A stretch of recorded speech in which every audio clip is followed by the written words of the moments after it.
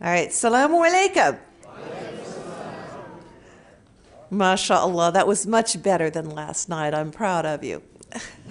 You actually remembered, most of you. And I even got smiles back, not from everyone. There's a brother there that was scowling really big at me. All right, we're supposed to be talking about where we go from here, right? We've been talking about all of the problems that we have. We've talked about a lot of different ideas and everything, but now what? What are we going to do? What are we going to take away from this meeting? That's a good question. I'm not sure I have an answer.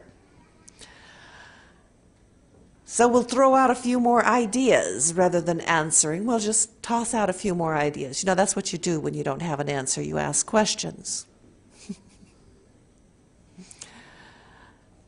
I think that we have spent a lot of time talking about the problems, specifically the problems in this country and this society, and how we're going to change them.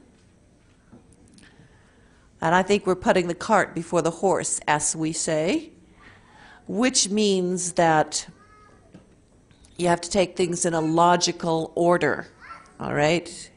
We are, at this time, not in a position to be talking about changing any place else because we have to look at ourselves. I mean, we really have to look at ourselves. The brother talked a little bit about this. He touched on it. Well, I'm going to just slap it right up the side of the head for you. All right? There are many of us who are introducing ourselves as being Muslim and presenting Islam to people and presenting an idea of people and even presenting that we should change everything, that it would be in line with their thinking, when I question whether or not a lot of us even have the right to call ourselves Muslim. I do. I question whether we have that right. I question it because I listen to the brothers and the sisters putting across ideas that are not the way that we are supposed to be thinking. We as Muslims, when we see something wrong, we are to enjoin the right and forbid the wrong. And that includes within our own actions, within our own attitudes, with our own thoughts. We begin with us and then move outside from that. We need to identify, first of all, whether or not we are Muslim. What does it mean to be a Muslim? A Muslim has a special bond with the Creator of the universe. That's what we say. We have this special bond with the Creator of the universe because we have direct access, no intermediary, no one going in between. Because we have the Quran, which is the perfect, uncorrupted Word of God that was recorded at the time of delivery, not from the memory of man, and has been preserved for all of this time and will always be preserved. Okay, we're a step ahead because we have the Messenger of Allah who was the example for us, the clarifier, the explainer. And that's supposed to set us above and beyond everybody else. But you see, it doesn't. It doesn't because we're not applying it to our own lives. We are not living Islam. We are not living Islam. We are not filled with love, compassion, and mercy. And to be a Muslim, we must be filled with love, compassion, and mercy. We must be willing to put others before ourselves. We as Muslims are still busy blaming other people for our problems, rather than taking responsibility for our inaction and for our actions. No, we're not ready yet to start making changes in the world. We can't make changes in the world until we reestablish Islam within our own hearts, within our own actions, within our own thinking patterns. We should love Islam more than life itself. And we should care more for our brothers and our sisters than we care for our own well-being. And we should recognize that as vicegerent on this earth that we are responsible for the well-being of every other human being, regardless of race, religion, creed, color, whatever. We're responsible for their well-being, as indeed we're responsible for the environment, and for, as the Native Americans call our four-legged friends, all of the animals as well. And yet we go around in a state of selfishness, thinking only about what is in our best interest, not in the best interest of other people. We go around in a self-absorbed state where we don't even consider the impact of what we are saying and doing will be. And every word you say impacts upon someone. Every action you take impacts upon someone. This is why we are told not to waste our word and to guard our tongue, and we're warned that the word can be a dangerous thing. You must be careful what you say and who you say it to. That's why there is not one way of presenting Islam. That's why there is not one way of doing any particular thing. The Quran itself says that we speak to people in the way that they will understand. Not the way we understand, but the way they will understand. There was a young man once who was talking to people about their zeal to convert the universe to Islam. And he said a very simple thing that struck home to me, and he says, look, you can't teach me anything if you hate me. You can't teach me anything if you're afraid of me. You cannot give me anything if you resent me. Those words were so true, because if you are afraid of a people, if you resent a people, if you dislike a people, if you do not care about a people, if you have a hate for a people, you can do nothing to change their situation. All you will do is make things worse. So again, I question whether or not we have Islam in our hearts, whether we have Islam in our intentions. Or has our ego gotten the better of us? Is our nafs speaking out so loud? Are we so concerned at impressing people and impressing each other that we've forgotten what it is that we are supposed to be? We should be humble before Allah, knowing that He has given us gifts beyond our wildest dreams, hope beyond our wildest hope. Knowing that Allah is there with us and giving us the guidance and the knowledge that we need to be successful both here and in the hereafter. Knowing that Allah subhanahu wa ta'ala is always going to be there as the perfect friend, the perfect companion, the most merciful, the most compassionate, the most loving, the most pure, teaching us how we also should be exhibiting love, compassion, mercy, friendship, protection, purity. When we have corrected our own hearts, when we have corrected our iman, when our adab is truly Islamic, when Islam is the beat of our heart, then we can talk about what it is that we're going to do to change the other people. But you may be surprised how little you want to change other people when you actually begin to live Islam, because you will quit being so quick to judge. Allah is the judge, you are not. You do not see the action behind the word. You do not see what is written in the heart of any individual, no matter how great their words may be. You cannot judge. You have no idea what the end result will be of any human being in this room or in the universe. My words may seem harsh way to end this, but that's because I'm not trying to end something, I'm trying to start something. I want to start you to thinking and examining where you are and what you are really doing. I don't want you to be lemmings. You know what a lemming is? I mean, they run in little herds and one jumps off the cliff and every other lemming jumps off the cliff as well. Okay, you're a Muslim. If you're a Muslim, then you are to seek the knowledge, you are to seek the understanding, and you must apply that to every aspect of your existence. Not following blindly the way other people say or the way other people have done. You are responsible. You are personally accountable before the Creator of the universe.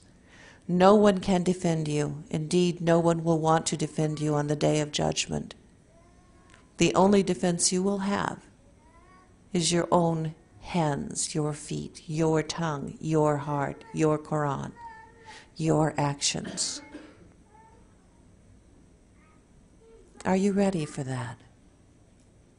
When you are ready to face the Creator of the universe, when you have lost all hesitancy, when you are ready to face the Creator of the universe, then you are ready to change the universe.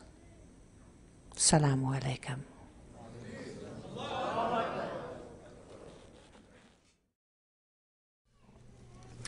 Dr. Jeffrey Lang is a professor of mathematics at the University of Kansas, and he has written 2 books on Islam in America, Struggling to Surrender, and Even Angels Ask. And he's currently writing a 3rd one. So good luck, inshallah. He embraced Islam in 1982, a year after receiving his PhD from Purdue University. He's married and has 3 daughters, ages 12, 14, and 15. And that's pretty much all I know about him. So. All right, tonight, inshallah, we'll be talking about, and those are his words, and he'll do the explaining, inshallah, the exile of American-born Muslims. That's it. All right. Assalamu alaikum.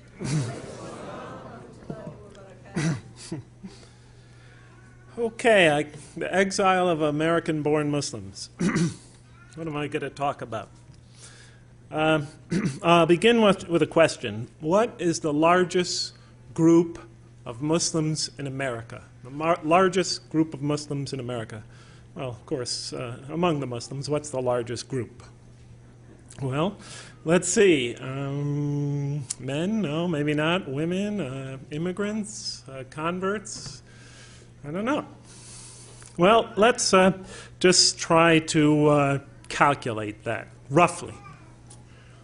They say that in the United States there's somewhere between, some estimates are as low as 4 million Muslims, some are as many as 8. Let's take the median between those two. Let's take 6 for our hypothesis here. Let's say there are 6 million Muslims in America right now.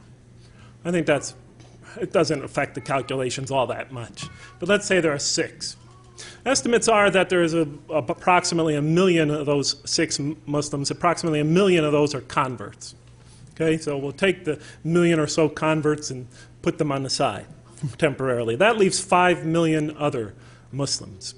Okay, but wait a minute, for a second, let's take those 5 million and those million and put them back together. Look at that 6 million Muslim population. Most of those Muslims are family members. They come from Muslim families. The average Muslim family has at least 3 children. Muslims seem to like to have children, so maybe 4 or 5 would be a proper average. But let's say 3, just to make it conservative. So that says in a family of 5 Muslims, we have 3 that are children. 3 that are Americans born in this society to Muslim parents. That's 60% of those 6 million Muslims are Americans born of Muslim families in America. 60% of 6 million is 3.6 million. Toss back in 1 million converts, that's 4.6 million. 4.6 million out of 6 million is at least 75%. Somebody tell me where they are. Because I go from mosque to mosque to mosque around this country, to Islamic center to Islamic center to Islamic center, speaking to Muslim audiences, and I don't see them. They're unrepresented in almost every audience I see. Oh, you might have 1, 2, 3, 4, 5 showing up at conferences like this, maybe even 10 or 15. But if you go to most Muslim communities about America and you go to their masjids, you go to their community meetings, you go to their community events, they're not there. In Lawrence, Kansas, we're said to have somewhere now, the estimates are between 500 and 1,000 American-born Muslims living in that community and the surrounding communities. Do you know how many show up to the Friday prayer, week in, week out, or the community meetings? 2. Myself and one other. Where is that 75%? The invisible 75% that we rarely see. Through the past 50 years, there's been a large-scale, steady flow of immigrants to America from Muslim countries, through the past 50 years. There were large-scale immigrations before that, but for the past 50 years, almost half a century, we've had a sustained, continuous influx of Muslims from throughout the world. And although they have created American Muslim institutions like MSA, ICNA, ISNA, AINA, or I think AMC, various other abbreviations, and etc., the religion has not really taken root in this country, even after half a century. Because in order to take root, it has to take root among the indigenous population, among the born population. We've been here half a century. When I entered this religion back in 1982, and I used to go to the mosque to pray, I would find that the composition of the mosque consisted basically of immigrant Muslims and visiting foreign students, and a handful or two of converts to Islam. In the 1990s, early 1990s, whenever I would go to a mosque anywhere in the country, I would find that the majority of that community would be immigrant Muslims, visiting foreign students, and 1 or 2 at most converts in that congregation. When I go to the mosque today, the situation is the same. In 50 years, you could have at least 3 generations of Muslims. Where's the second and the third? We're talking about taking the message of Islam to the world, winning the modern world to Islam. We're not even winning with our own children. So we have to start asking why. Now, we normally hear the usual excuses. The negative image of Islam in America. We could always blame it on the press. But let's face it, I mean, over the last 50 years or so, the press has become a little bit more balanced. Oh, you still have some demonization. I guess they talk a lot about the Taliban and the oppression of women there, according to the American media, the destruction of the Buddhas. But that kind of stuff doesn't really affect the outlook of our children. They could toss that off as prejudice, and they usually do. Osama bin Laden is public enemy number 1, according to the U.S. government. The Soviet Union is no longer the enemy, so Osama bin Laden will have to substitute. But again, one person or the fame or disfame of one person is not going to drag our children away from the masjids, not from our communities. We have to really start thinking more serious about where have all our children gone, as the song used to say back in the 60s, where have all the children gone? Well, how can we find out? Well, you could start by asking them. But usually if we ask our children why they don't seem to have the same commitment to Islam, the same love of Islam, the same commitment to going to its institutions and participation, they're usually not going to elaborate on their reasons. Because they know that if they tell us that we will not like what they hear. I had interviewed young Muslim kids at the University of Kansas and at other universities that have no participation whatsoever in their communities. And they come to me and they tell me all the doubts they have about this religion, all the reasons why they're skeptical about it, all the problems they have with this religion. I said, did you ever talk to your parents about it? Most of them said, they always have the same story. I asked this question once, my father just belted me. Or I asked this question once, and my parents said, you're not a believer. Or I asked this one question, and they told me, if you keep on thinking like that, you're going to get out of this house. So they learned not to talk about it. just to keep it to themselves. There are some ways to tell if you actually go out and solicit their response. In the past several years, I've been getting hundreds of emails from American Muslim kids. I really can't answer them all. But I ask them for their reasons or their whatever problems they might like to communicate to me that they have with this religion. And you'll be quite surprised at the depth of the questions and the problems that they have. Another method, aside from soliciting information from them, another method is just go to the websites and chat rooms that they go to the various Islamic websites and the various chat rooms, and see the discussions that take place there. And record that information. And start pouring through it and see what their problems and their issues are. It's quite revealing.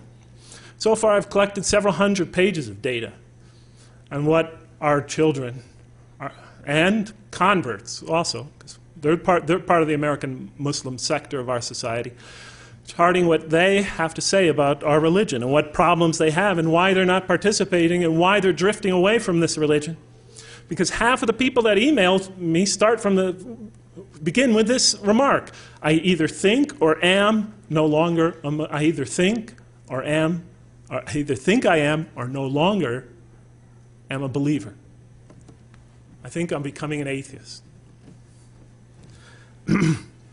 So where have all these children gone? Well, now this is not scientific because I'm soliciting this information. This is not an objective poll. But you could guess what some of the problems are, and they're rather obvious. One of the main problems they have is a clash. They see a clash between the culture that they grow up in, the surrounding culture, the culture that helps to shape their minds, and the culture, the religious subculture, that they're asked to be a part of.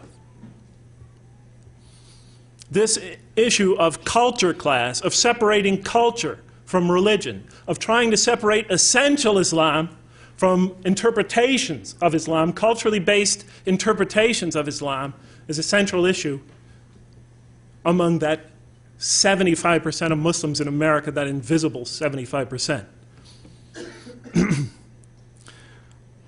And there are many cultural issues that they bring up. I don't have time to delineate them all, but of course you can imagine what's on the top of their list, the issue of the roles of men and women. No issue looms larger among that silent majority in our community, that invisible majority, than that. And the kids tell me that they have doubts about Islam because they see Islam as subjugating women. I don't want to debate the issue yet. I'm just trying to share with you some information.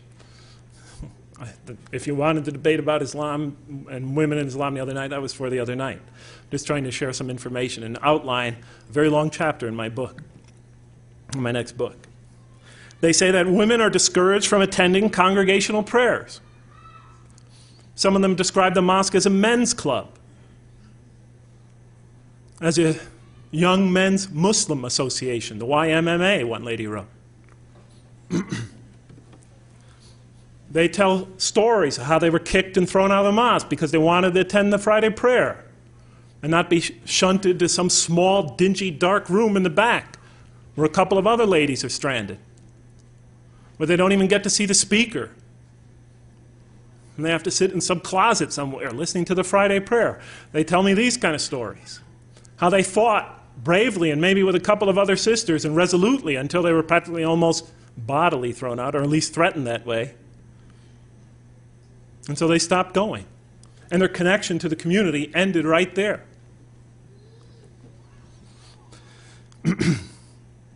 I remember when I was back in San Francisco, we had 4 young lady converts. They all converted around the same time. I have no idea why. It was almost a miracle. 4 students, female students, converting to the religion. They almost did it as a team. They needed to sort of support each other, to give each other courage, to give it a shot. They started attending the nightly prayer. the morning and the nightly prayers, because the Fajr prayer is pretty tough to get up to and get to the mosque for, but these students made it because they love to hear the Quran recited. Well, several men in the masjid went berserk. What? Ladies in the mosque? One man got so irate that he threatened in front of the entire community with the ladies present that if any more women were to show up in the mosque, he was going to throw them out bodily. The ladies didn't want to be the center of controversy. They stopped coming to the mosque. 3 of those ladies aren't Muslims today.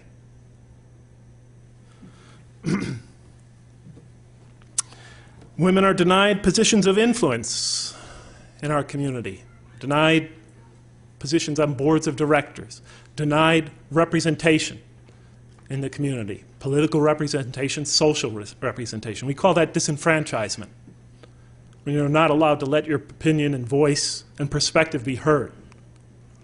Community decisions, they complain, are made almost entirely by men.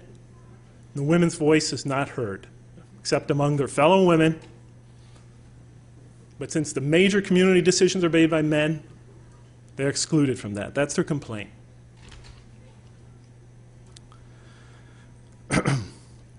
Women converts, so far, have been a small exception, a slight exception to what I talked about so far. Of that 75%, there's a considerable number of lady converts to Islam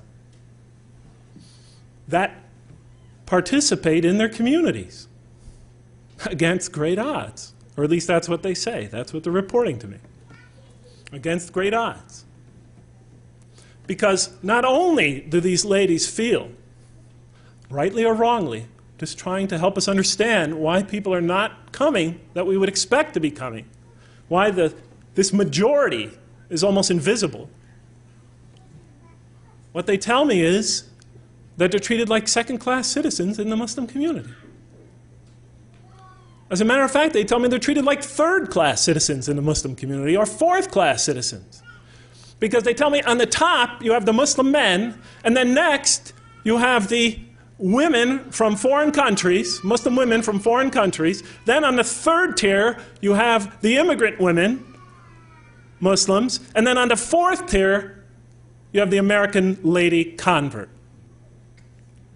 Now, whether that is rightly or wrongly perceived, the fact that that perception exists should be a concern to us. What are we doing to communicate that perception? I'll tell you right now, a male convert doesn't feel the same. Especially if he is white, blonde-haired, blue-eyed, Anglo-Saxon, male, he doesn't feel the same. The day I became a convert, it was as if an angel came down from the heavens. There were tears flowing from people's eyes. Brothers were hugging me left and right. People were stopping me in the halls, congratulating me. Some people were kissing my hand.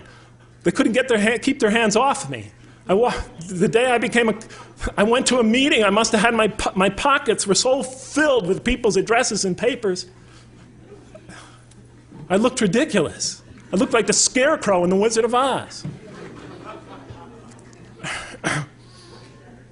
I remember I was driving home and somebody said to me, "Oh, brother, if I could only bring you to my country," his country was Kuwait, "if I could only bring you to my country and they could see you with your blonde hair and blue eyes and white skin and your American accent." I thought, God, my God, I mean, if the prophets and this message didn't work, what am I going to achieve? I don't know what is this business of this color obsession? What? I didn't know at that time. I was new. I learned, I quickly caught on later on, but I said, if I was what? A black American and you drag me in front of that audience, they'd be less impressed? He didn't say anything. I later learned, of course, that was true. But back to the women converts. They claim that they are the subject of derision. They're ignored. They're disrespected. They're marginalized, disenfranchised, ostracized, from their own community, that they are not given equal status with other members of the committee, especially men, but even other women. They claim that, oftentimes they claim that the women, the traditional Muslim women, treat them worse than the traditional Muslim men. Now, I know it seems far-fetched to you. It seems like a fairly open-minded community, so much of this probably doesn't apply to you. But I found in my own experience that Muslim men could harbor some, let's say, misogynist views towards women. I remember once a lady and her mom, a student and her mom, came to the mosque to learn about this great religion they heard about. They heard a great speech about Islam, and they were so turned on to this idea that they wanted to go to the mosque, mother and daughter, to learn more about it. They arrived at the Islamic Center. The brother opened the door to see two smiling ladies standing in front of them, and he slammed it in their face. And he was quite proud of that. He was bragging about it later. Sometimes these prejudices and attitudes could go rather deep. I've experienced it myself. When I was in San Francisco, we had an imam of the Islamic Center. I'm not going to mention the time or the place or the era. We had an imam of one of the Islamic centers, and he was accused, and it was an accusation, by six ladies who attended his Arabic classes, 6 lady converts. They accused him of sexual harassment. They accused him of making sexual overtures to him. He was married and had children, by the way. They accused him. I'm not saying the accusations were true or false. The community apparently felt otherwise. He came, they took their complaint to the leaders of the mosque. The leaders of the mosque had a hearing. The women, of course, were not present, but I was. They took a written statement by the women and read it in front of the community members. And then various community members, even the leaders themselves, stood up and began to defend the poor imam. They said those ladies are prostitutes. They said they're nothing but American whores. I heard it with my own ears. They claimed that they were bitches, if you know what I mean. I heard one phenomenally demeaning, derogatory statement after the next. Despite all that, and I know you're probably thinking, well, Jeff, you're an American and you're just defending your countrymen. And frankly, I don't like to be put in this position precisely because of that reason. I lose some credibility when I do this. But frankly, my God, brothers and sisters, if I don't do it, nobody else is going to, because I don't hear anyone else talking about this. I've been in this community 20 years, and I just never hear it spoken.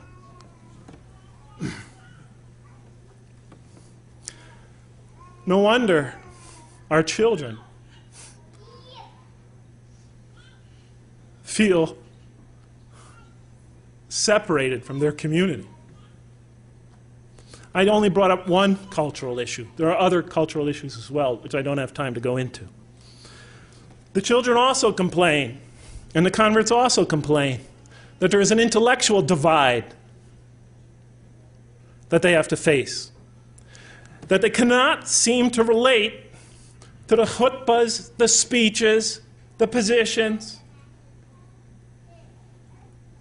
the thought, the perspectives that come from behind the pulpits of the Islamic institutions in America. They can't relate to them. Maybe it's our own fault. You know, because we've pushed our children. We've pushed them to become some of the most educated, some of the brightest, some of the hardest working, some of the most competitive students in America. Our best children are our children are among some of the best students in America. We have them in Harvard and Yale and Stanford and in all the Ivy League schools, in the Big Ten. They're getting degrees in areas of critical research. They're learning things like, critical methods of historical study, literary criticism, textual criticism, form criticism. They're learning some of the most modern and most revealing historical critical techniques. Some of them are becoming scientists. They're becoming leaders of critical thought and innovative thought in America. That is their mindset. And they've done very well. But when they go to the mosque, they're told one thing, and when they go to their school and everything they've learned and everything they become tells them to take another approach. And I'm not saying this is good or bad. I'm just trying to explain what they explain to me. Because in their education and in their schooling and now in their minds, they're taught rationalism, cold, objective reasoning. While in the community, the stress is on tradition, following traditional thought. Don't question the tradition. Don't raise difficult or controversial questions. They see a conflict there, a conflict of thought.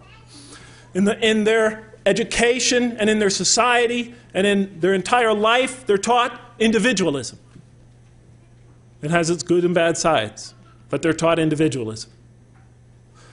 We teach them conformance to community norms. Don't rock the boat.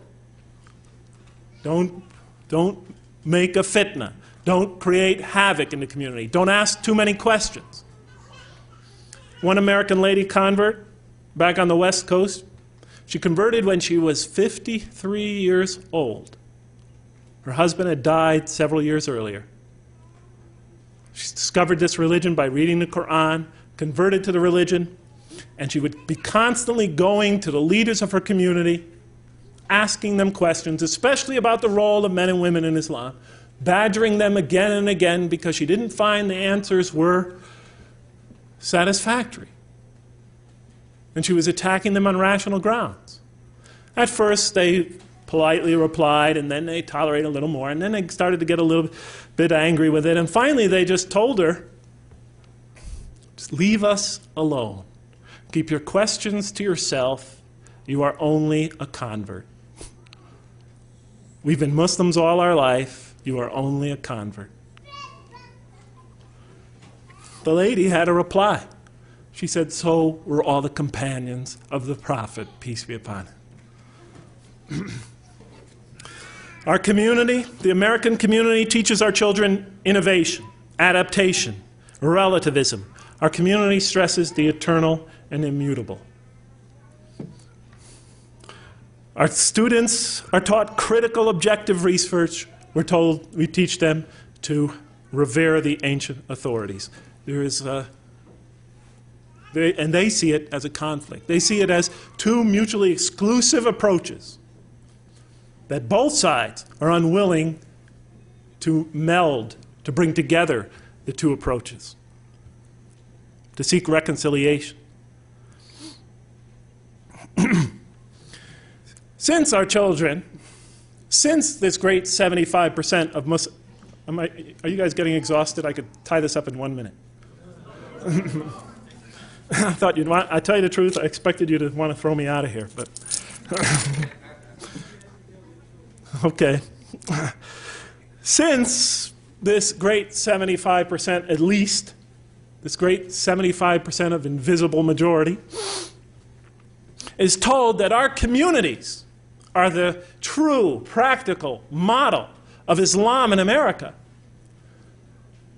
And since they have these conflicts, intellectual conflicts with that model they see, they begin to have a difficult time seeing the relevance of Islam in their life. They start to see this as a religion that lacks relevance, perhaps is even irrelevant. And little by little, that 75% drifts farther and farther away from this community. There have been entire Muslim communities in America that have entirely disappeared from the past. Not a trace of them left.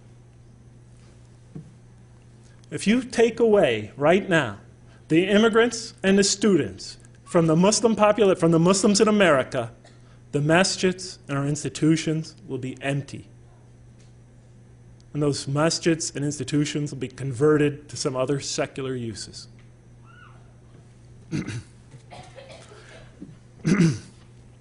The children mentioned, I call them children, some of them in their 20s, 30s, even 40s. Some of them are professors at schools, doctors, lawyers. These second-generation Muslims and converts report that they have problems with other issues as well, which I don't have enough time to get into. They talk about problems with classical Islamic theology. Theology is a theory, are theories we construct trying to understand a relationship between God and ourselves. Theology is a theoretical enterprise of man. They have disagreements and problems with the classical mythology. The essential classical mythology is the school of Al-Ash'ari. The other essential school was the Mu'tazila. They debated it out for the first few centuries. The Al-Ash'ari's viewpoint finally won out. But our young people really can't find any real relevance in either approach. They see major conflicts between both approaches and what is stated in the Quran. And part of the problem is that when it comes to systems of thought, we always have to keep them alive. The answers and the interpretations and the work of scholars in the past must always be reviewed, critically analyzed, updated. We always have to be checking and rechecking the work of the scholar because no scholar has the final word. This is true in physics, it's true in mathematics, it's true in engineering, it is true in the study of history, it is true in social science, it is true everywhere. If we rely on any century's thought, then we inevitably become stagnant intellectually. And we stop reaching the minds of future generations. Till finally so much time passes where they can't even recover the original irrelevant message, a relevance to the message of whatever area of thought that is.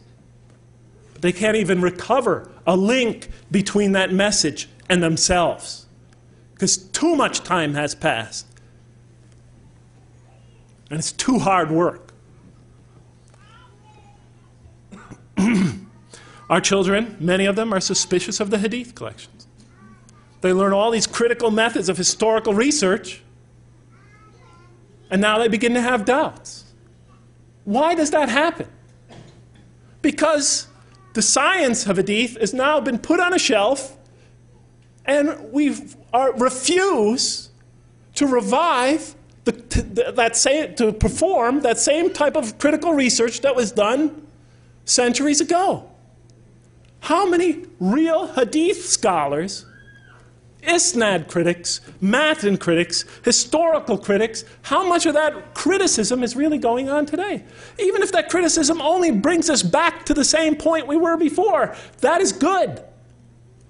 But it's kept alive.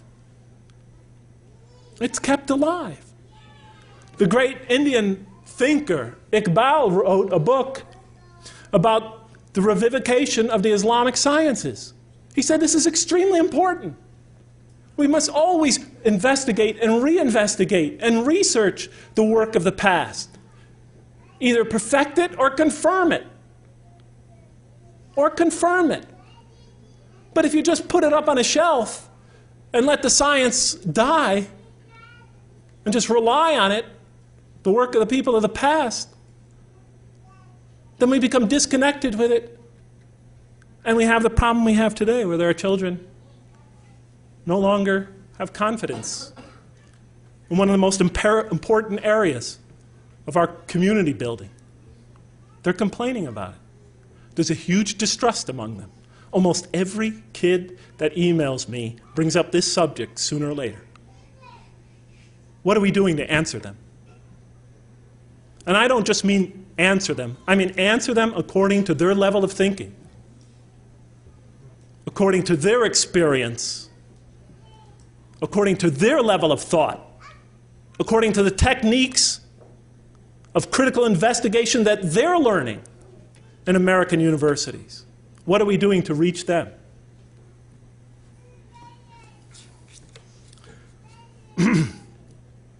They're suspicious of Islamic law. They fail to see the relevance of that. The key question they keep asking is how much of this is religion and how much of this is culture?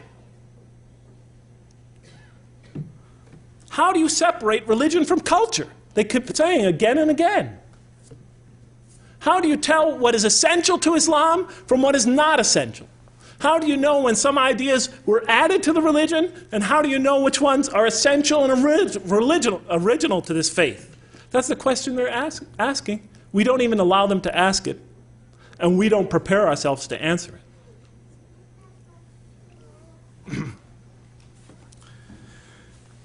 it. We need to create an intellectual space in this community where these issues can be discussed, researched, studied, confirmed, or revised. We need to start thinking again. We need to start researching again. We need to start critically investigating again. Or else, we're going to lose a generation. Because we will be unable to communicate to them according to their level of thinking. And that's why we have to allow these kids to come into this community. And when they come into this community, we have to allow them to voice their concerns, to voice their questions, to make their position known. And then we have to patiently and painstakingly and intelligently and rationally respond to them.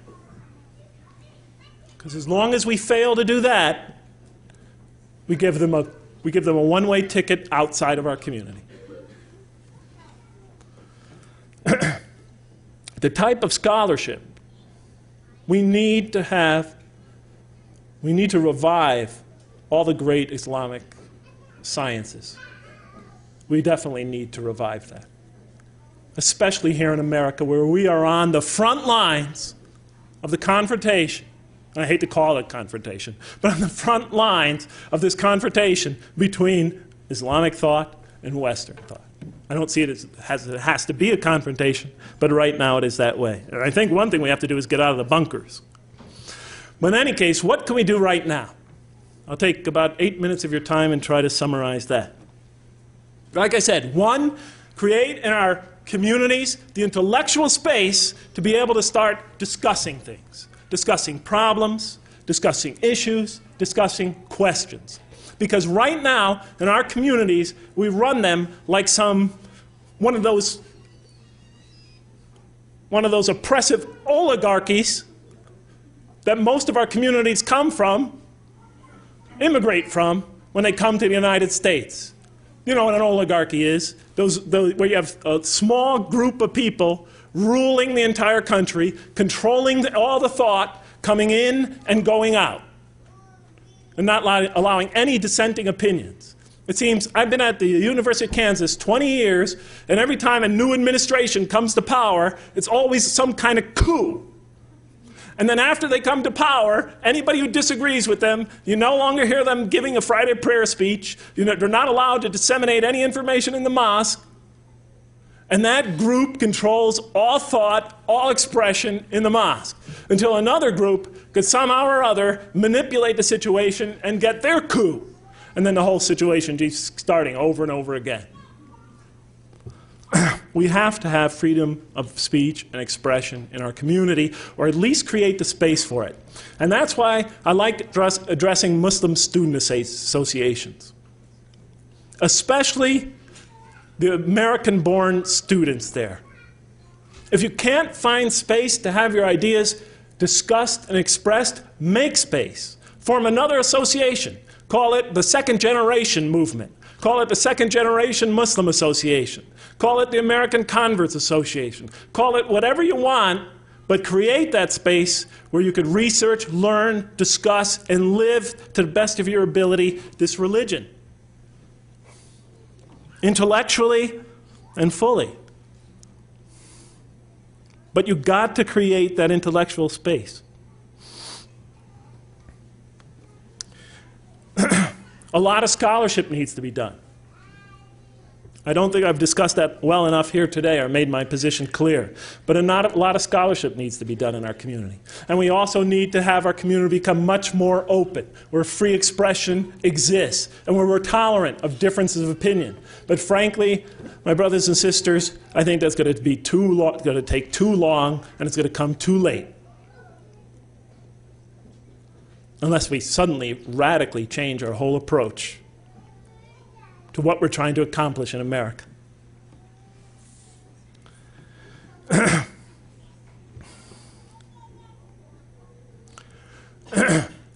But we can do things right away. We can do some things. And I'm going to make 3 last suggestions, and then I'm going to say goodbye. And I hope I didn't upset anybody too much today. But, you know, I really don't like giving these type of speeches. I'd rather give a cheerleading speech like I'm often asked to give. Or I'd rather, you know, talk about theology, which is my favorite thing. But I feel an obligation. When I was asked to talk about this speech, I felt obligated. So here I am. There's 3 things we could do. Even though most of us are not scholars, most of us haven't done the type of critical investigative research I thought. Most of us are engineers, mathematicians, or et cetera. We're not social scientists. We're not critical historians. We don't have PhDs in history and the social sciences. Even so, we could still do some things. We could start to approach that issue of separating religion and culture by just being, as Amina said, introspective, by asking ourselves the question, what if? Are we doing something wrong? What things might we be doing wrong? And we could start to the best, with the knowledge we possess, we could already start making progress. We could start saying what things in this religion are more tradition and what things are essential. Because in this context, we have to make that separation. Because we are trying to take this religion to these Americans, these 2nd and 3rd generation and converts and non-Muslims. And when we do that, we don't want to burden them with a lot of extra things. We want to only take them to the essentials, because if you add something that is not essential, you're going to draw them away from the religion. You're going to obscure the truth. So for example, here's just a very simple example. I talked about the seclusion of women that exist in many Muslim communities, especially their denial of the ability to attend the prayer on the same floor with the men, as they do, for example, in Mecca and Medina. Let us take that issue, brothers and sisters. Let us just say, hypothetically, that even though that might be a viable cultural interpretation in another country, let us say that that is not, strictly speaking, essential to the religion. Let us say that we looked in the Prophet's record, peace be upon him, and we saw that men and women interacted in the mosque in Medina. Oh, I only need 5. Men and women interacted in the mosque of Medina, attended the prayers in the mosque of Medina, that was a family-friendly environment. Let's say we could prove that case. And I think we can. But let's say we can. I don't want to argue it now. But let's say this seclusion practice that is being practiced in our community is not really necessary, essential to the religion. You may have rationalizations for it, but let's say it's not essential to the religion. And now count how many Americans who were interested in Islam, who showed interest in this religion, how many of our children have left the religion aside because of that one issue. Because of that one issue. If that is not essential to this religion, if it is not, strictly speaking, required by this religion, and everywhere that is practiced, that is obscuring people from seeing the truth of Islam, then it's not the press that is driving those people away from the religion. It is not some it's not some Western conspiracy that is preventing them from seeing the truth of Islam. It is us. It is us. It's just a hypothetical question. How many people, for how many people in this country is the truth of Islam obscured by practices and notions that we have no explicit divine warrant? All those traditions, if we impose them on people, however small, they could be a barrier between them and the truth of Islam. And the Quran criticizes this. It says in no uncertain terms, have you considered what provisions God has sent down for you and how you made some of it haram and some of it halal of your own making? Say, has God indeed permitted you?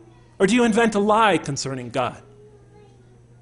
It was talking to the mushrikeen, people who associate with God that which is not of God.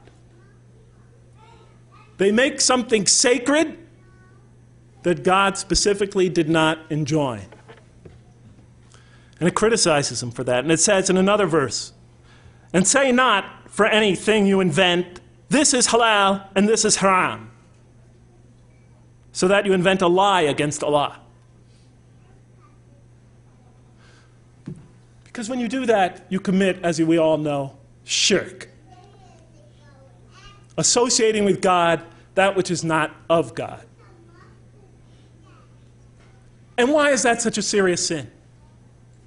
Is it because God is a jealous God? Is it because his feelings get hurt? Is it because of some personal divine problem? No.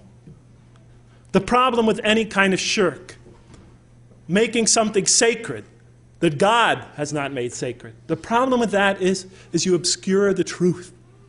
And you place a barrier between the truth and that person, and give them an excuse and a reason not to even consider your religion. That's the problem. And the Quran gives trivial, almost seemingly trivial examples. It criticizes in a very harsh way the Meccan polytheists because they used to slit the ears of cattle. And condemns them for that, for doing that without any divine warrant. Something so small, you're saying? Something so small? The problem is when you do that, maybe you think it's small, but later on for another person that could be give him a reason to dismiss your faith. Oh, look at that. Look what they do. Oh, I can't consider that religion. That can't be the truth. That's ridiculous. You know? Quran gives many examples of that nature. I'll give you a very simple one. The term Son of God. The Jews say Ezra is the Son of God. The Christians say Jesus is the Son of God. That is the saying with their mouths, imitating the statements of disbelievers of old, of deniers of old. What's the problem here? Well, in the mouth of the Jews, yes, they called Ezra the Son of God. They called many other Jews the Son of God. In Jewish history, in Jewish terminology, that means one who is loved by God. One who has a special relationship, a special affinity to God. It doesn't have a literal meaning. So what's the problem with using that terminology? Because what happened to it? This terminology, which had no divine warrant, no explicit divine warrant, when it came to Christianity, began to be taken literally. Jesus is the Son of God. God the Son, second person of the Trinity. Do you know there are millions, tens of millions of people in the West that are now atheists and agnostics exactly because of that? They think the statement doesn't make sense. So by just introducing a terminology like that without any divine warrant has created a huge barrier between people and realizing the relationship with God. So what else can we do? This is the last thing I want to suggest. Yes, we should be more open, create a more open, tolerant environment, invite these kids back into our communities, and be open and tolerant, and let them have their, let them air their opinions. And when I talk about kids, I'm not just talking about kids, I mean converts as well. Create a more open environment for research and discussion. Yes, we need to do that.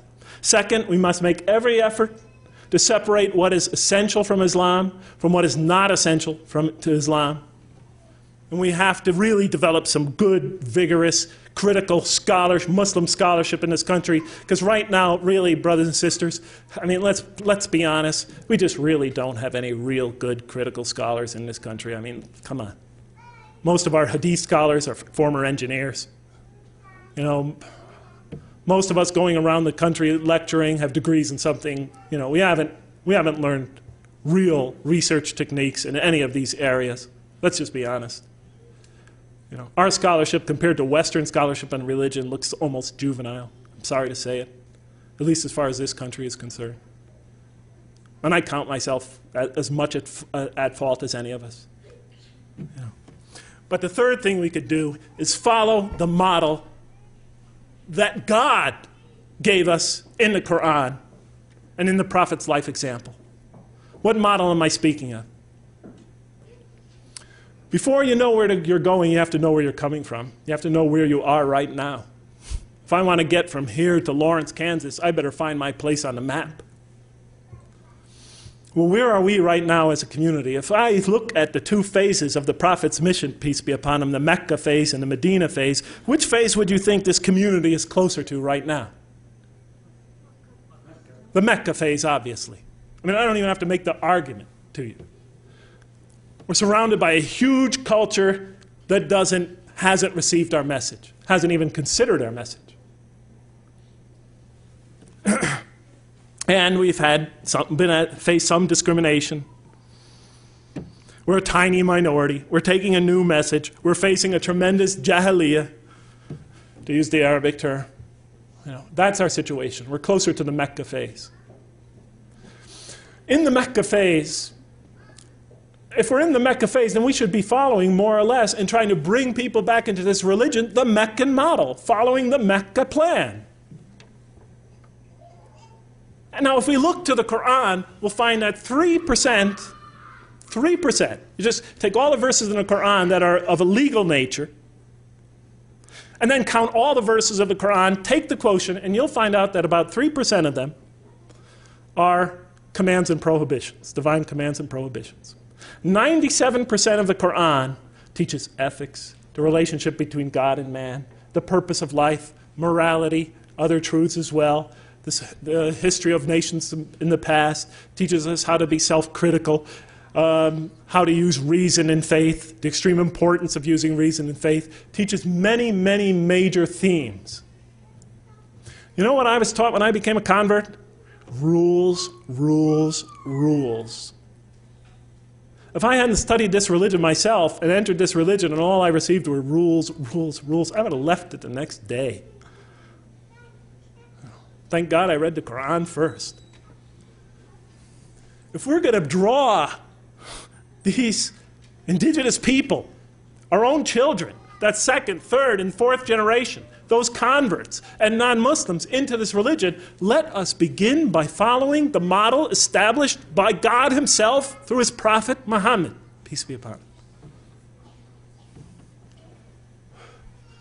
As he once said to Mu'adh bin Jabal on his way to take the dual leadership of the community in Yemen, he said, as you all well know, he said, first teach them that there is no God but God, and that Muhammad is his messenger.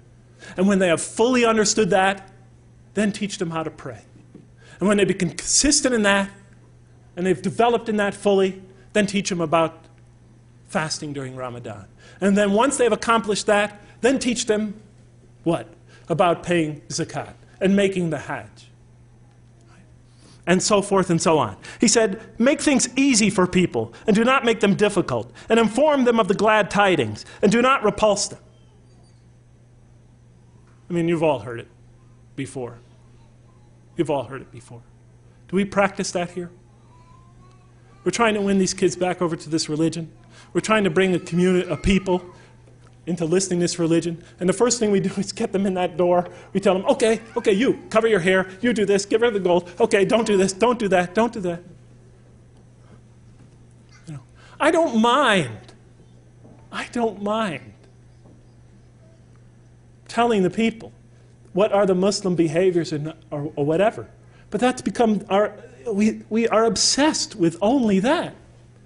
I've attended Friday prayers for 20 years now in this country. And every Friday it's the same thing. The speeches are either political, about Muslim politics, or they're about rules and regulations, or somebody's diatribe about, problems going on in the Muslim community. They never discuss the other 97% of the Quran. Virtually never. Or else it's just brief allusions to that. And be tolerant.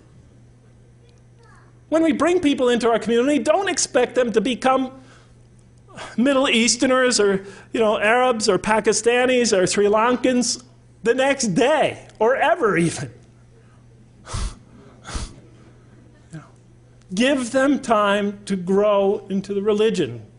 Give them the space to grow. Give them the room to grow. Give them the right to ask. Give them the right to question. Give them time to develop. The Quran gave them 13 years in Mecca, and then slowly but surely brought them along after that. We always put the cart before the horse. Give them time. If our kids come to our community not so modestly dressed, it's better that they come than not come at all. We have to start, if they have this or that problem, if their behavior is not perfect from our particular perspective, it's better that they come and hear the message. It's better that they work out for themselves what it is to be a Muslim in America. Because that's the generation that's going to have to take this into the future. It's better for them to be among us than not to be among us. If the Prophet and his companions adopted our approach, there'd probably be no Muslims today. How about the time the man came and he urinated in the mosque in that famous hadith report? The companions were ready to kill the guy. The report says that they already had their hands on him. How do you know? Because the report says the Prophet said, let him go. Go get some water and pour it over it. You've been sent to make things easy for people, not to make them hard. Let's follow the Mecca plan. Let's just give it a try. Do I think, because I've said this to you today, you're going to go out and try it? No way, Jose. But if some of you here care about your children, if some of you care about the people of America, want to bring them this message, then I beg you to give it a try. Establish a mosque, a halfway house, call it whatever you want. Make it so that people who feel shy to come to the regular mosque will come to that as they are, to hear the message and to pray. Even though they're not perfect, even though they may have flaws that you think you see, no matter what you see, establish an institution where we could follow that Mecca plan. Am I talking to the leadership of masjids here? No, because they'll never do what I just said. Am I talking to the leaders of America? No, not at all. They have their leadership, their positions to protect. I'm talking to the parents. I'm talking to the young Muslim men and women, the few of you that are here today. I'm talking to that second generation. I'm talking to those converts. Please just do it. And the rest of the community, instead of slandering them and complaining about them and making up all sorts of strange slanders and gossip about them, just give them your support. Give them your support. Know that those people are on a mission to take this message to the greater community. I know that some of you can't tolerate that, and I understand that. And as Harry Truman used to say, you can't take that kind of environment, so if you can't stand the heat, just stay out of the kitchen. But for those people that are going to take the heat and are willing to work with real Americans and to show the patience and the tolerance and the wisdom and to carry out this plan, that Allah once carried out with the people of Mecca and spread throughout the world. For those people who are willing to engage in that, to invest the time, energy, effort, resources, to take out ads in the paper, to publicize this venture, please, at least don't stand in their way, even if you're not willing to give them your support. I had a lot of other things I had to say, but you're looking as exhausted as I feel, so thank you so much, and for at least hearing me out. And may Allah bless you, and bless you and your children, and your children's children. And Assalamu alaikum wa rahmatullah.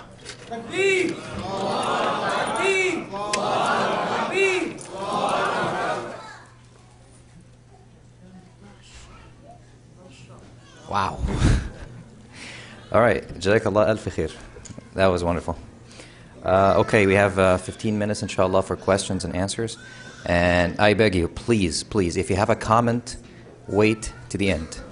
Or come and deliver it directly after the 15 minutes, inshallah.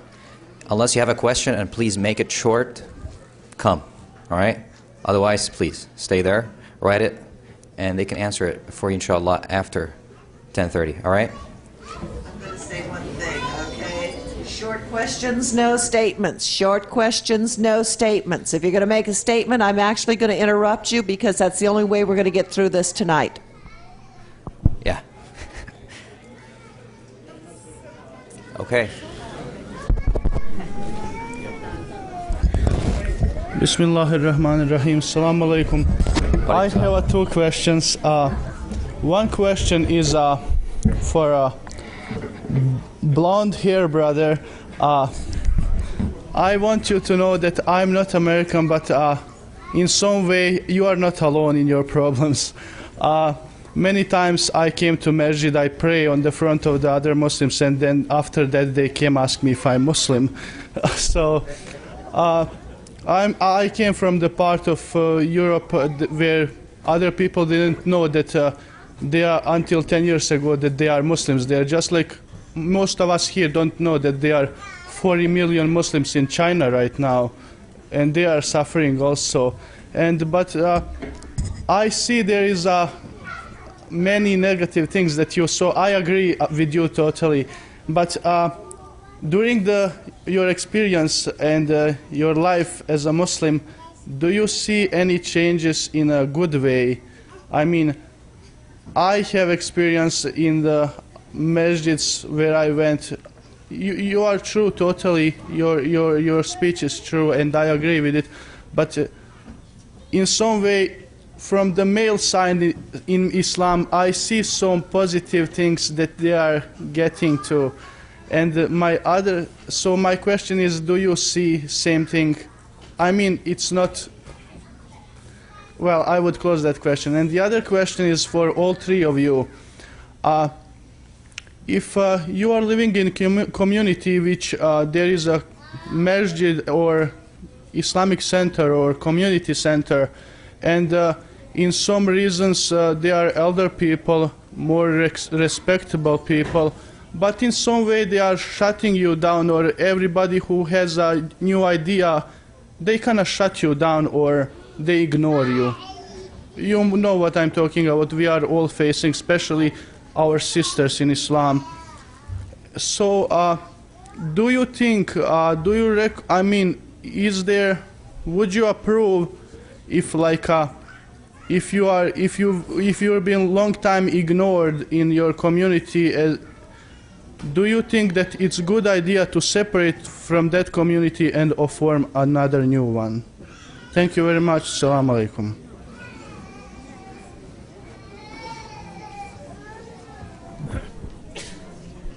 I don't mind. No, I could. I just don't want to hog the microphone. Concerning the first question, of course I've seen some change among in the communities over the last 20 years. But from my perspective, it's coming along too slowly because our kids are growing up. I mean, if it takes another 10 years before we, make a little more change, then we'll probably lose another generation. You know, so I mean, the clock is ticking. So, you know, I'm really asking for a radical introspection on our part is really needed.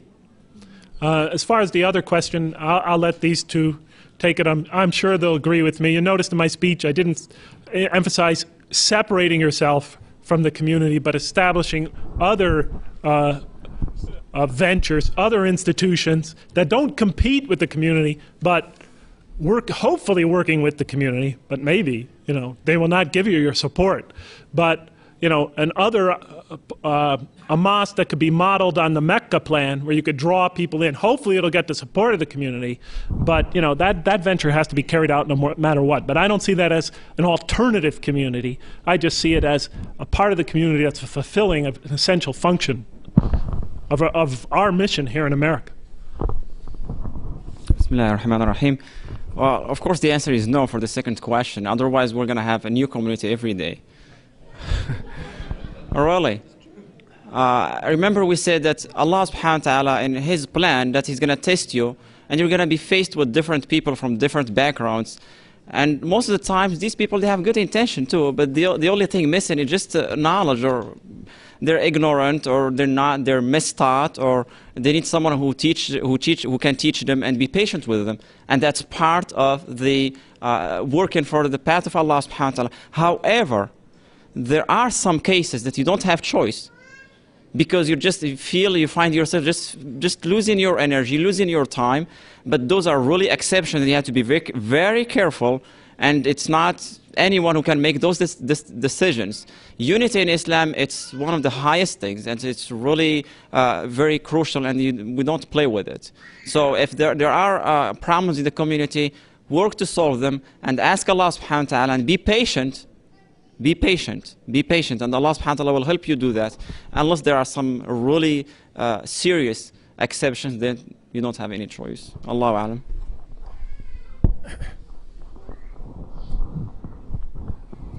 Ditto. Ditto?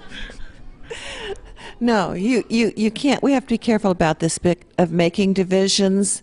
And like Brother Jeffrey said, we can have other things that are happening within the community that will work as assets to our particular Islamic center or masjid, but don't start a new masjid. Try to develop the unity and just the work that you want to do this and build it in with your center, and in time, inshallah, it will become a part of it, but you never give up on your community.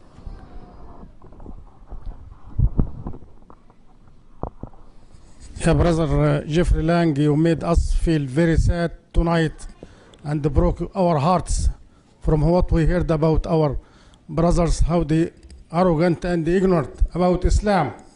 And they forgot the only woman mentioned in the Quran by name is Maryam.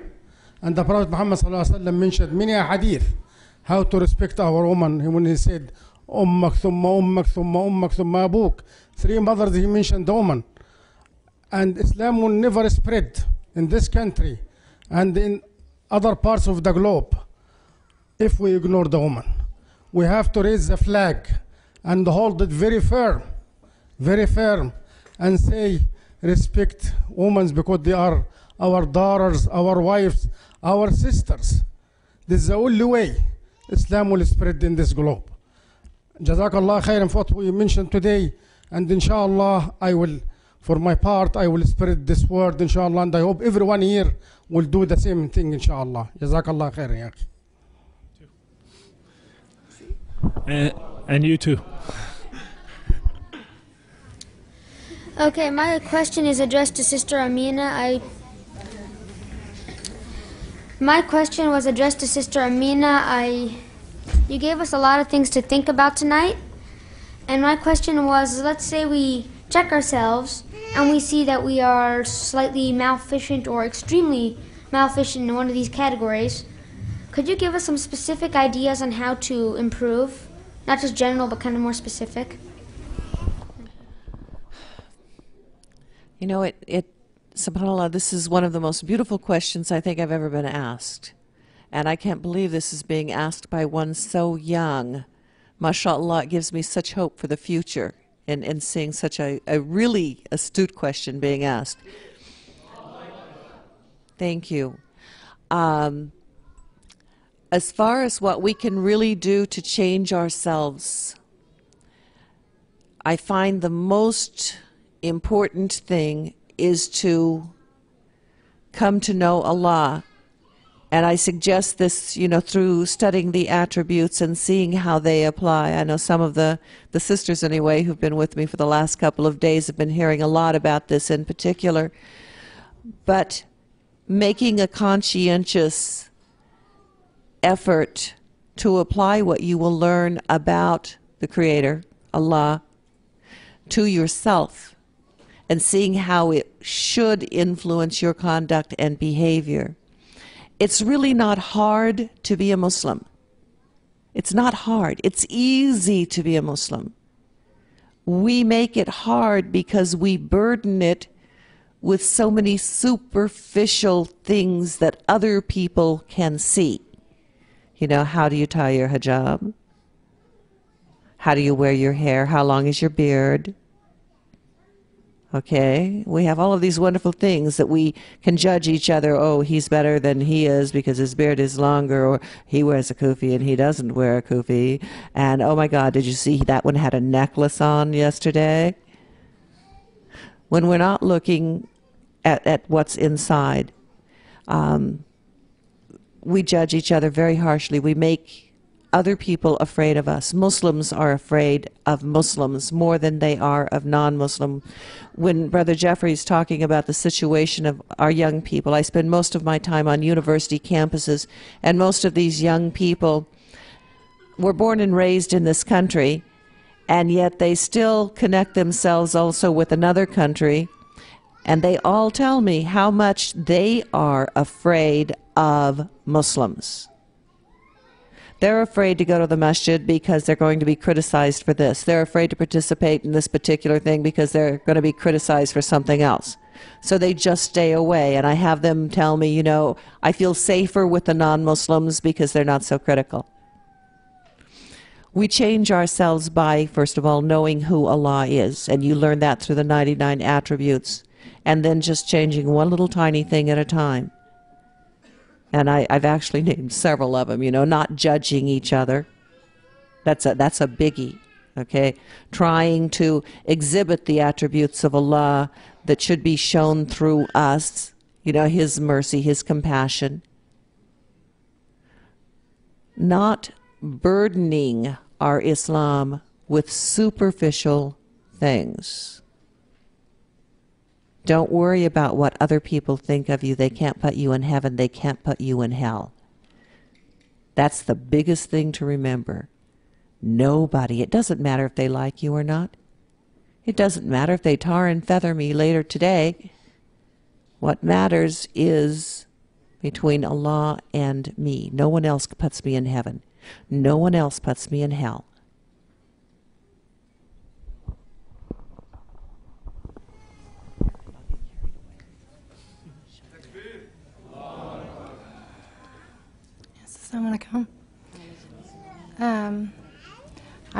I came late, and I wanted to tell you how much I enjoyed your lecture, Jeffrey Lang, Mr. Lang. I've been a convert for about 10 years, and it really moved me, and it really reminded me of my own experience. I've seen so many, even men leave, come, and I see their faces, and they come a few times, and then you don't see them anymore. And it seems like almost a problem. I know this has been addressed numerous times of, you have the Arabs over here and the Pakistanis over here and this group over here. And there's no support group for new converts when they first come.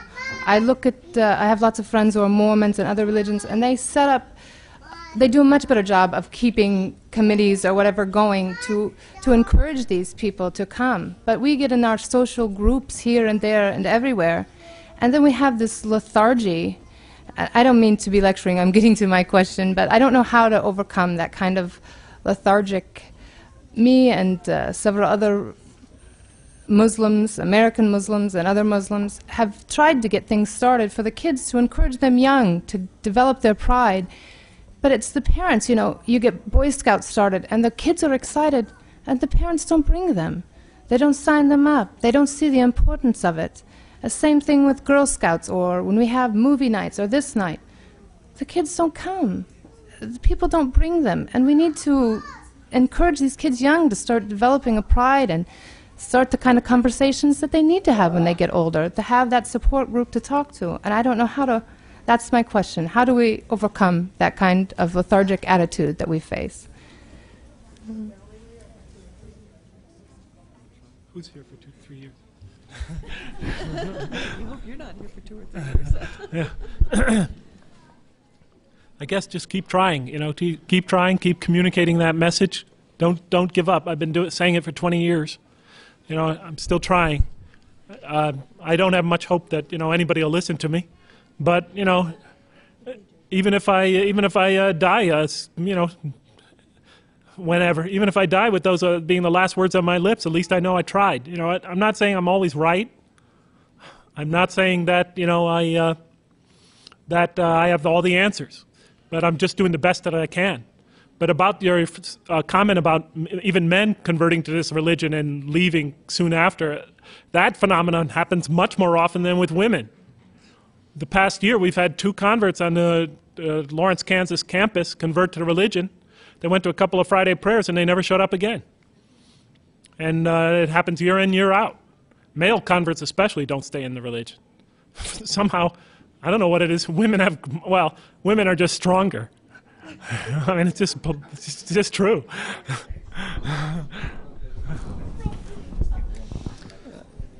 There is a hadith from the Prophet ﷺ, but before mentioning the hadith, I would like to say something, which is something for the people who reverted to Islam.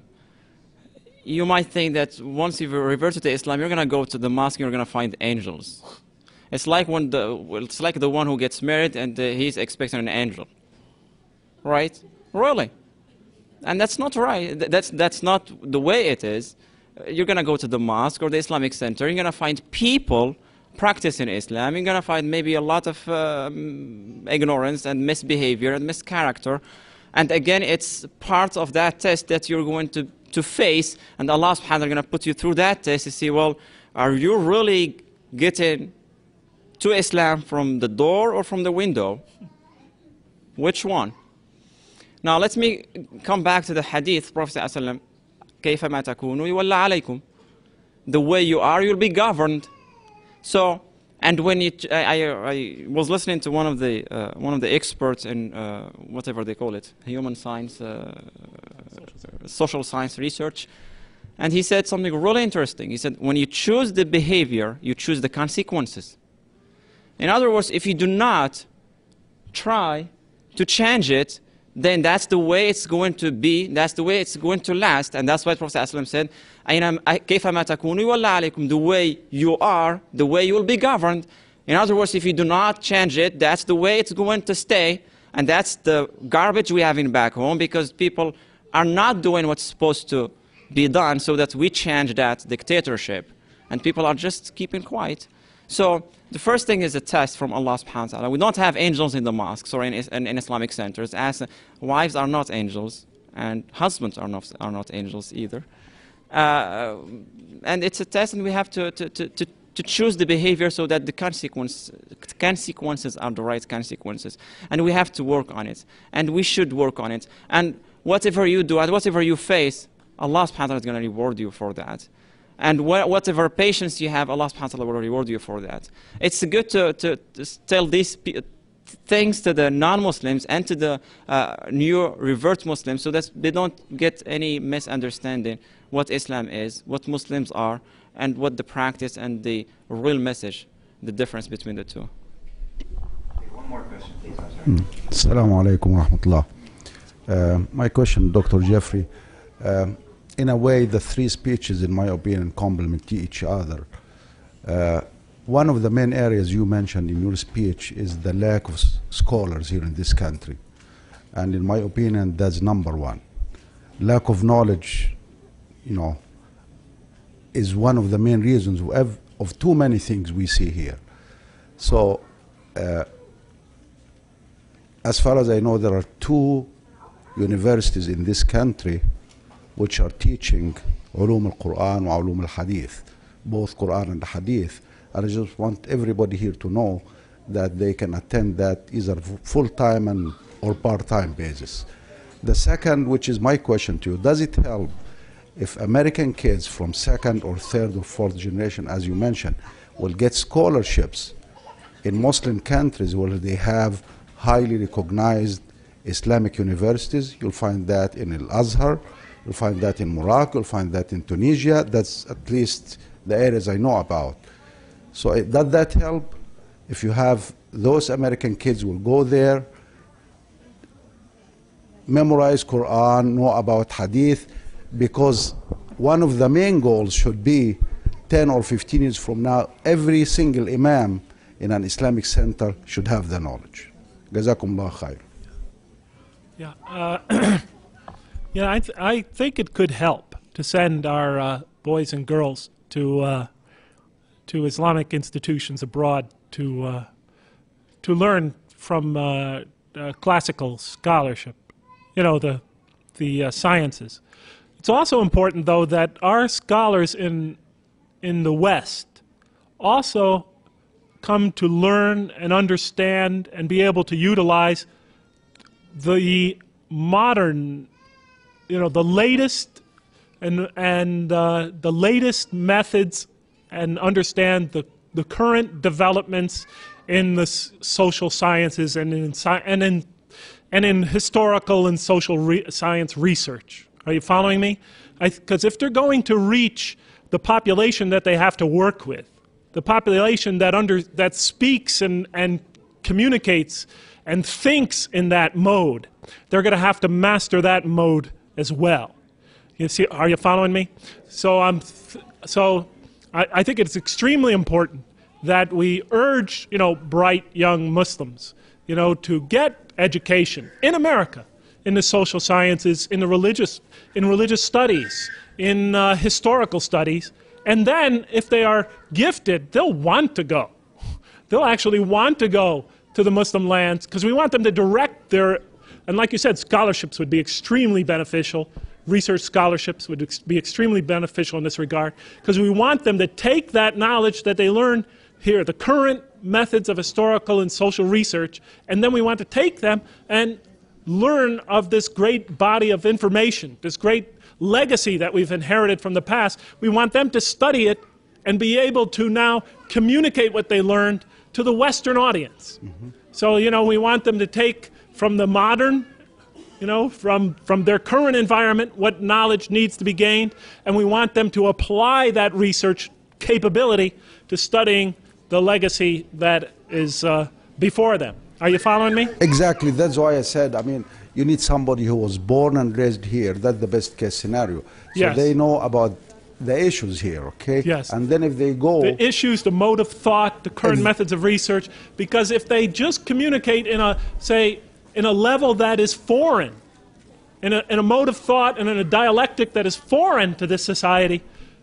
they will not be able to reach the audience that they want to reach. Are you following me? Yep. Yeah. Thank you. Thank you.